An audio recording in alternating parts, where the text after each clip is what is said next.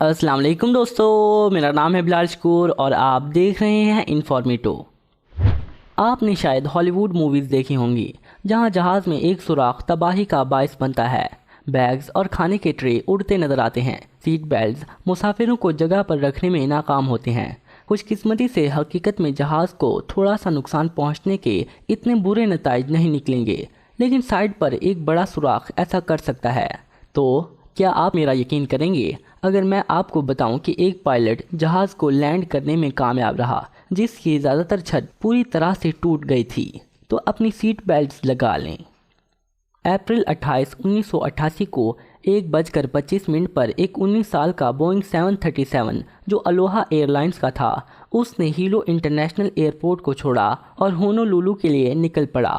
جہاز کا نام ملکہ لیلیو کلانی پر رکھا گیا تھا، جو ہوائی پر بادشاہت کرنے والی آخری ملکہ تھی۔ اس دن جہاز کی ہونولولو سے ہیلو اور ماؤی سے کاؤئی تک 3 فلائٹس پہلے ہی مکمل ہو چکی تھیں۔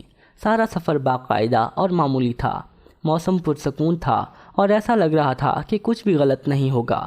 کیپٹن ایک تجربہ کار رابرٹ سکونز تھیمر تھا، عمر 44 سال تھی اور جس کا بوئنگ 737 پر 6700 فلائٹ آورز کا ایکسپیرینس تھا۔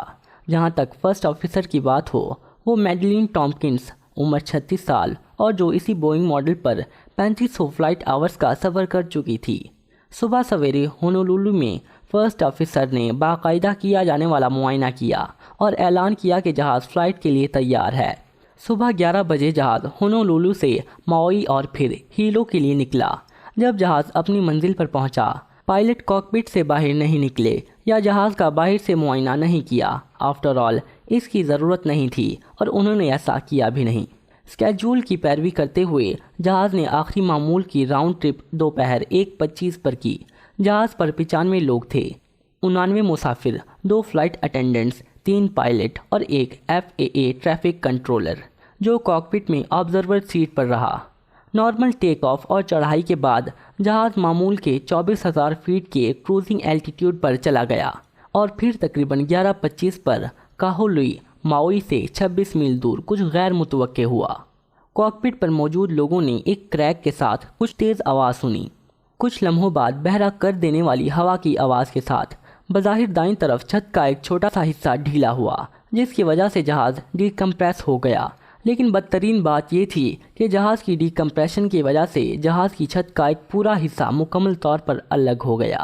نکلنے والے حصے کی لمبائی 18.5 فیٹ تھی اور یہ وہ جگہ تھی جس نے جہاز کو کاکپٹ سے لے کر اگلے ونگ تک ڈھکا ہوا تھا۔ پہلے پائلٹ نے محسوس نہ کیا کہ کیا ہوا ہے۔ فرسٹ آفیسر جس کے ہاتھ میں اس وقت جہاز کا کنٹرول تھا، اس نے محسوس کیا کہ اس کے سر کو پیچھے جھٹکا لگا ہے اور اس نے سیاہ انسولیشن کو تباہ ہو کر کاکپٹ کے گرد اڑتے دیکھا۔ جب کیپٹن نے اپنا سر گھمایا، اس نے دیکھا کہ کاکپٹ کا دروازہ غائب ہو گیا ہے اور فرسٹ کلاس سیلنگ کے بجائے وہ شفاف نیلے آسمان کو دیکھ رہا ہے۔ جہاز نے گھومنا شروع کر دیا اور اس کو کنٹرول کرنا مشکل ہوتا جا رہا تھا۔ کاکپٹ میں ہر کسی نے فوراً اپنے آکسیجن ماسک لگا لیے اور کپتان نے ہوائی جہاز سنبھال لیا۔ وہ سپیڈ بریکس کو استعمال میں لایا اور سب سے قریبی ایئرپورٹ کی طرف نیچے جانا شروع کر دیا جو ماؤی آئیلینڈ پر تھا۔ خوش قسمتی سے جب حادثہ ہوا تو تمام مسافر اپنی سیٹس پر تھے اور چونکہ سیٹ بیلٹ سائن ابھی بھی آن تھا تو ہر کسی نے اپنے سیٹ بیلٹس لگائے ہوئے تھے۔ البتہ تمام 3 فلائٹ اٹینڈنٹس جہاز میں اکیلی کھڑی ہوئی تھیں، لیکن وہ جو جہاز کے اگلے حصے کے سب سے قریب تھی وہ چھت میں موجود سوراخ سے باہر نکل گئی۔ دوسری 2 جھٹکے کی وجہ سے فرش پر پڑی تھیں، لیکن جب ان میں سے ایک سر کے بل فرش سے زور سے ٹکرائی تو بے ہوش ہو گئی۔ دوسری نے گھسیٹتے ہوئے مسافروں کو پرسکون کرانا اور ان کی مدد کرنا شروع کر دی۔ اس وقت پائلٹس ایئر ٹریفک کنٹرول سے رابطہ کرنے اور ایمرجنسی کا اشارہ دینے کی کوشش کر رہے تھے۔ مزید بدترین یہ تھا کہ وہ ایک دوسرے کو سن نہیں سکتے تھے اور بات چیت کے لیے اشاروں کا استعمال کر رہے تھے۔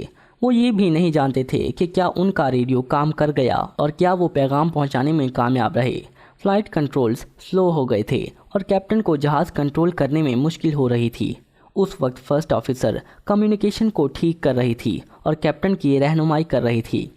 پتہ چلا کہ فلائٹ کنٹرول تک پیغام نہیں پہنچ رہے تھے جب تک کہ جہاز 14,000 فیٹ کی اونچائی تک نہ آیا۔ صرف تب ہی سگنلز چلے گئے اور ماؤی ٹاور نے فوراً ایمرجنسی لینڈنگز کی تیاریاں شروع کر دیں، لیکن مسئلہ یہ تھا کہ اس وقت ایمرجنسی کے موقع پر ایئرپورٹ کنٹرول ٹاور نے پولیس سے رابطہ کیا، جیسا کہ کوئی بھی کرے گا۔ مزید یہ کہ کنٹرولر کو یہ پتہ نہ چلا کہ مسافروں اور عملے کو طبی امداد کی ضرورت ہوگی۔ آفٹر آل، عملے نے صرف یہ بتایا تھا کہ انہوں نے ایک ریپڈ ڈیکمپریشن کا سامنا کیا ہے، جس سے حالات کا پورا خطرہ ظاہر نہ ہوا۔ اسی دوران جہاز پہلے ہی سمندر سے 10,000 فیٹ کی اونچائی پر آ چکا تھا۔ کیپٹن نے اپنا آکسیجن ماسک اتارا اور سپیڈ بریکس لگائیں۔ جہاز کاہلوئی ایئرپورٹ کے دوسرے رن وے کی طرف جا رہا تھا۔ کیپٹن کے حکم پر عمل کرتے ہوئے فرسٹ آفیسر نے لینڈنگ گیئر نیچے کیا، لیکن اشارہ نہ چلا۔ اس کا مطلب یہ ہو سکتا ہے کہ یا تو ان کی لائٹ خراب ہے یا ان کی نوز گیئر کے ساتھ کچھ سنگین مسئلہ ہے، لیکن یہ واحد مسئلہ نہیں تھا۔ جیسا کہ جہاز رن وے کے قریب آ رہا تھا تو لیفٹ انجن فیل ہو گیا اور ایئر کرافٹ لرزنے لگا۔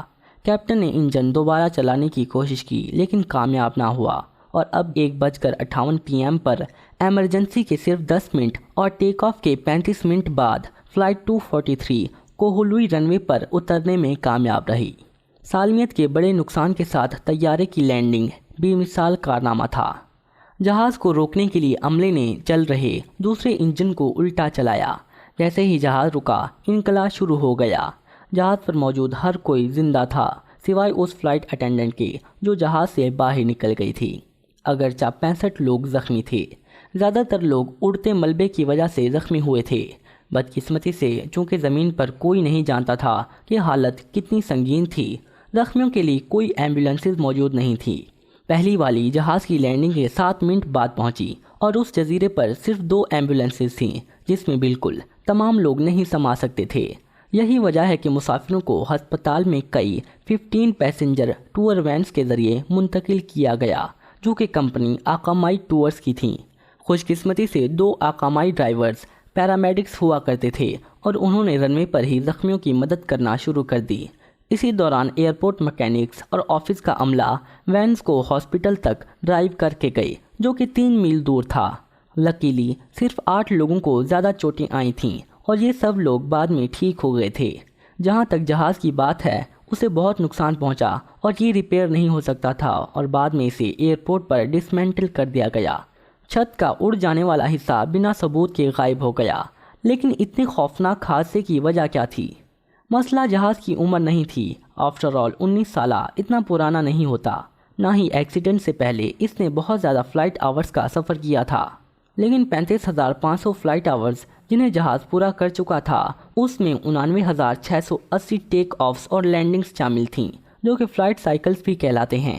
اتنے بڑے نمبر کی وجہ یہ تھی کہ جہاز زیادہ تر آئلینڈز کے درمیان مختصر گھریلو پروازیں سر انجام دیتا تھا، اور یہ نمبر اس فلائٹ سائیکلز کے نمبر سے دگنا بڑھ گیا جس کے لیے وہ ڈیزائن کیا گیا تھا۔ اس کے علاوہ جہاز نمکین اور ہیومڈ انوائرمنٹ میں سفر کرتا تھا جس نے ٹوٹ پھوٹ میں مزید اضافہ کیا۔ انٹرسٹنگلی، حادثے کے بعد ایک انٹرویو کے دوران پیسنجر گیل یاماموٹو کو یاد تھا کہ اس نے جہاز میں ایک کریک دیکھا تھا جب وہ اوپر چڑھ رہی تھی۔